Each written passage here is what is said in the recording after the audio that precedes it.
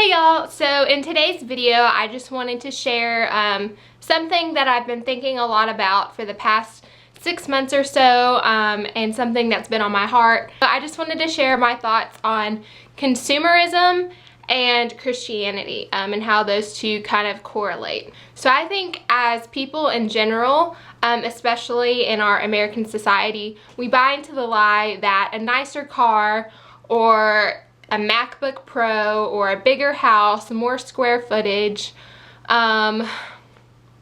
know, the perfect wardrobe, whatever, will make us happy. You know, we see advertisements all the time for, like, I don't know, mascara or whatever, and we see these people having like a great life in the commercial, and we think, oh, if I buy this product, my life will improve and I'll have a significantly better life. And obviously, you know, that's kind of a stretch with a mascara commercial, but that's the general idea. If I buy this product, I will be happier.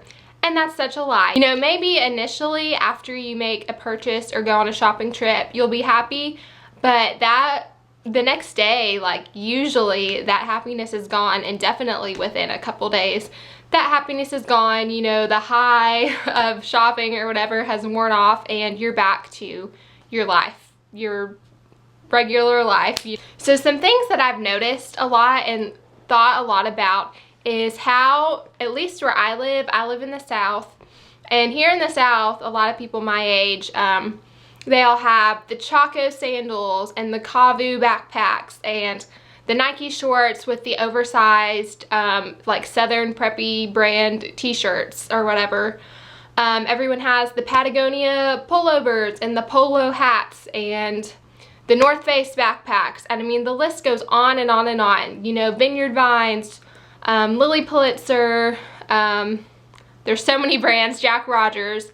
Everyone here, or most people here, all follow that same exact uniform. There's not really a whole lot of individuality. You know, it's all about having what everybody else has.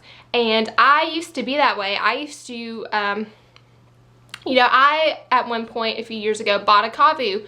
I didn't even like the Kavu. I thought it was kind of ugly, but I bought it because everyone else had it. You know, everyone would walk around with their same exact backpacks, their same exact everything. And that was just my little rant on that whole thing. But I think a big thing with consumerism is stop trying to copy others. You know, stop wanting what everyone else has and be content with what you have and what you've been given. You know, be unique, be yourself. Don't try to copy everyone else. You'll waste a lot of money that way. Most of the things we have, we don't even need. Once your basic needs are met, meaning your, you know, food, clothing, water, shelter, you know, everything else is just a bonus. You know, think about, why do we see, you know, homeless people that have absolutely nothing still filled with joy and still happy? Once our basic needs are met, our happiness isn't determined by stuff. It's, you know, for me, it's my faith, it's my family, having a life filled with family and friends, and, you know, volunteering and giving back and things like that. Things that matter, things that make a difference.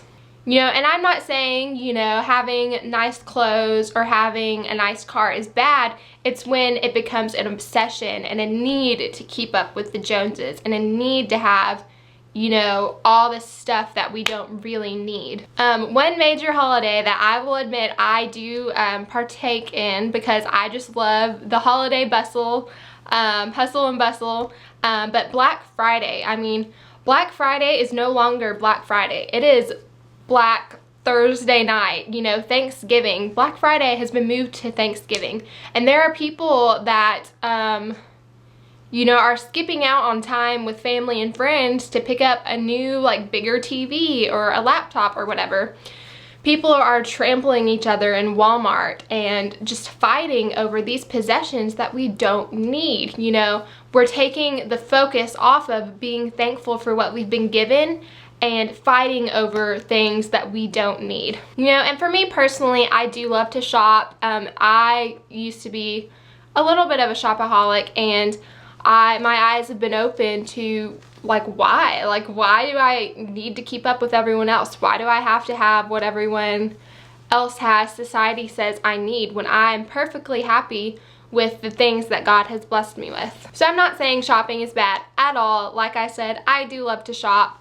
I don't shop nearly as often as I used to, but I think the main point here is eliminate the obsession and need for excessive things, you know. And I think as Christians we should be on, you know, the forefront of this whole movement, if for lack of a better word. There's a story in the Bible about a woman who gave all she had to the glory of God as a tithe, and there were rich people there and middle class people there, and they were all throwing their change or their money into the offering bucket or whatever they had back in biblical times, and, you know, making a big deal, showing, oh, like, look how much money I'm giving all this money.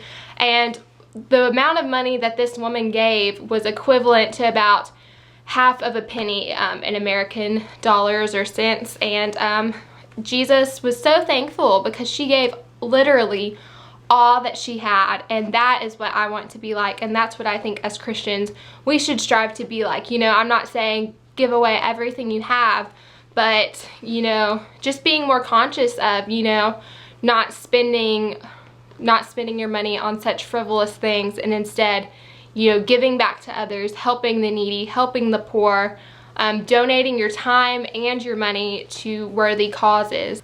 There's also a little passage in the Bible that talks about the rich young ruler, and he wasn't happy, and Jesus told him, you know, give everything you have and follow me, and he chose his stuff and he was never happy. And it says that it's easier for a camel to fit through the eye of a needle than it is for a rich man to get into heaven. You know, so if you're wrapped up in all your stuff and, you know, wanting to have the biggest house, the nicest car, you know, you will never find true happiness. You will never be satisfied. Only Jesus can bring that true satisfaction in your life and lasting joy. I think the main verse that kind of sums everything up says, and I can't think of the exact verse, but I know that it says, store up your treasures in heaven and not on earth. So yeah, those were my thoughts on this whole thing. I hope it wasn't too rambly. I was just pouring out my heart here, and I hope you took something from it.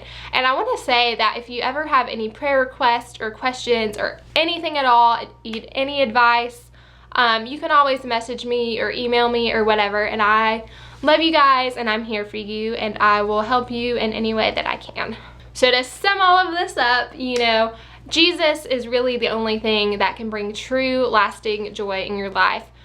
Things like, for me, my faith, my family, my friends, those all bring me joy, not stuff, not possessions.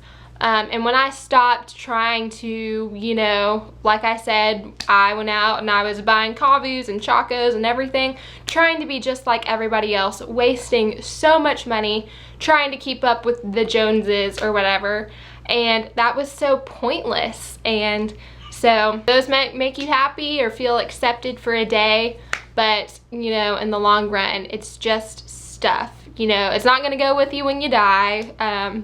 It's just stuff. Like I said, once your basic needs are met, everything else is just a bonus. And you don't need tons and tons of bonuses.